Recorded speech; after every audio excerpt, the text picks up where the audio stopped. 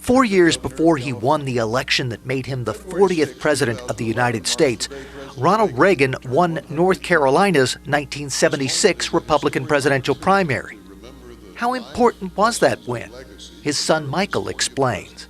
Well, it was significant because if Ronald Reagan doesn't win in North Carolina back in 1976, he never gives a speech at the convention in 1976, which my new book, New Reagan Revolution, is based on, and he never becomes president of the United States of America. He goes away, never to be seen again unless he's riding a horse across a TV screen. So no Reagan win in 1976 in North Carolina, then no Reagan presidency, no Reagan legacy? We were dead broke coming into North Carolina. You got to remember that his aircraft was sitting on the tarmac, I think in Los Angeles, using commercial air, couldn't use private air. And this is it. This is the last stand. And if Ronald Reagan doesn't win here and begin to put money back into the coffers to allow him to even get to Kansas City, then he goes away. And you're not going to come back from that devastating of a loss against an incumbent president. Ronald Reagan's 100th birthday this year has led to a lot of tributes. What does that mean to Michael Reagan? It makes me glad I'm not Jimmy Carter's kid.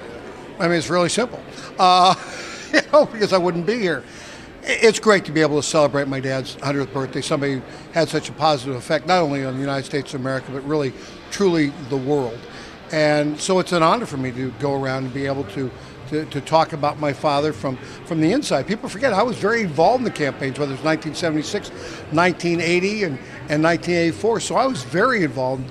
And so it's nice to be able to see old friends, meet some new friends, and to be able to talk from inside baseball, if you will, about that 76 campaign and 1980. Life on the campaign trail was hectic. You were waiting to get to the end of it, really, to see what was going to happen. 1980 was interesting in 1980 because the last month, October and November, 66 airplane rides in 19 states. I arrived in California a day before I could vote in 1980.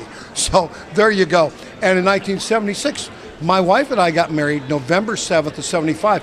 We had to plan our wedding to coincide with my father announcing he was running for the presidency of the United States of America. So we got married November 7th because 12 days later he announced he was in fact running for the presidency. And my poor little wife from Nebraska, who wanted a 9-to-5 husband, that went out the window 12 days later. What does Michael Reagan want people to remember about his father? Remember that he was a great listener. I think one of the problems we have today in politics, we have politicians who don't listen. Ronald Reagan was a great listener. He listened to what you had to say and he reacted to it. And he was someone who really spoke in parables. He didn't speak in sound bites. He spoke from the heart. He didn't speak from the mind of a consultant. I think consultants in politics today have absolutely destroyed my party in many ways, especially in the state of California. People don't know what they feel anymore. If they're running for office, they have to call somebody to find out how they feel. Ronald Reagan knew what he believed. He knew why he believed it. We need politicians who know what they believe and know why they believe it, and they speak with passion so that we know that we have someone who is a leader, not a follower. And right now in America, we need a leader. Michael Reagan has written about a new Reagan revolution. What does that entail? It really entails who he really was. It really defines who Ronald Reagan was. Instead of people defining Ronald Reagan in their own image likeness, I like to think of it as, 7 commandments I really like. It's the other 3 I don't pay attention to. Ronald Reagan is much the same way. And so, when I tell people, I say, if you look at the party today the way it is, would Ronald Reagan even get the nomination of this party if he were to run for president of the United States of America? Because if you have different factions that are giving purity tests, Ronald Reagan would not pass the purity test on abortion, wouldn't pass the purity test on taxes, purity tax on marriage. But he passed the purity test on being president of the United States.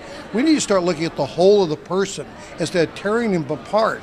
And by the time they get to the finish line, they're so bloodied up that in fact they don't even want to run or they get beat so badly. Hence the situation, I think, with Mike Huckabee, who looked at the field and said, by the time you get to the end of the race, you are so beat up that there's nothing left to run for the presidency of the United States.